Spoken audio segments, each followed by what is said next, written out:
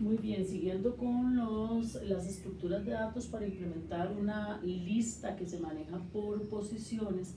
Acá tenemos estructuras de datos en memoria dinámica. En memoria dinámica básicamente tenemos dos opciones: una lista simplemente enlazada y una lista doblemente enlazada. Así estaríamos representando nuestra lista, digamos A, B y C, mediante una lista simplemente enlazada, y así la estaríamos representando mediante una lista doblemente enlazada. Aquí he puesto las diferencias más importantes entre estas dos estructuras de datos. En la primera, el borrar tarda tiempo proporcional a n en el peor de los casos, mientras que en la lista doblemente enlazada el borrar siempre tarda tiempo constante. Es decir, en el peor de los casos tarda también tiempo constante. Ahí vemos una diferencia importante.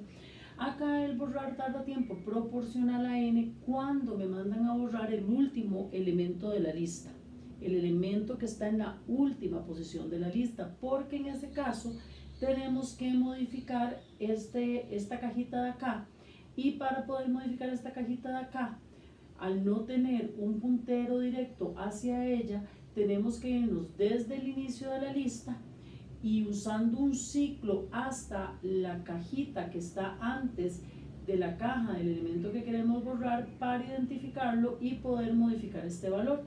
Y eso me lleva a decir que el borrar tarda tiempo proporcional a n.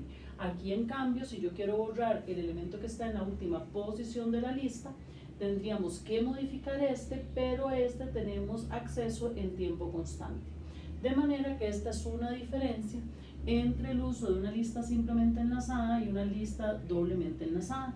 Es obvio que en una lista simplemente enlazada el anterior tarda tiempo proporcional a n.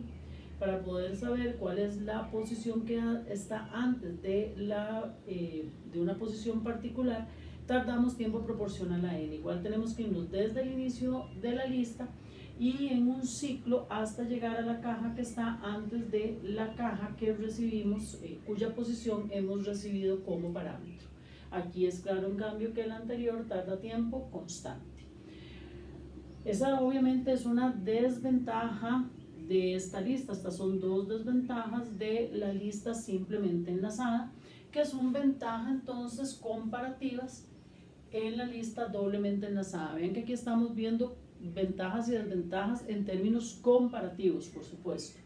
Luego, una ventaja de la lista simplemente enlazada es que gasta solamente espacio proporcional a n en punteros, mientras que acá gastamos el doble de espacio en punteros. Podemos decir gasta el doble de espacio en punteros, o podemos decir que gasta O de 2 por n en punteros. Aquí nos estamos dando una libertad de utilizar una constante cuando estamos usando la notación O, simplemente para efectos nuestros acá, digamos, de entender, de aprender, de enseñar. Pero esto, digamos, de nuevo es una libertad y no es algo formal. Cuando se utiliza la notación O no se usan constantes, ¿ok? Y luego acá tenemos una ventaja en la lista simplemente enlazada, que es que claramente la estructura de datos es más simple y por lo tanto las constantes de proporcionalidad son más bajas. Podríamos decir estructura de datos más simple, esa es una ventaja. Constantes de proporcionalidad más bajas, y en cambio acá desventajas: constantes de proporcionalidad más altas y una estructura de datos más compleja. Vean que esto lo que pretende simplemente es hacer una comparación entre lo que es una lista simplemente enlazada y una lista doblemente enlazada. ¿Para qué? Para que nosotros las tengamos claras, esas ventajas y esas desventajas, y cuando tengamos que decidirnos si decidimos utilizar memoria dinámica, tenemos que decidirnos entre una lista simplemente enlazada y una lista doblemente enlazada, y estos aspectos que hemos escrito acá deberíamos de tenerlos en cuenta, ¿ok?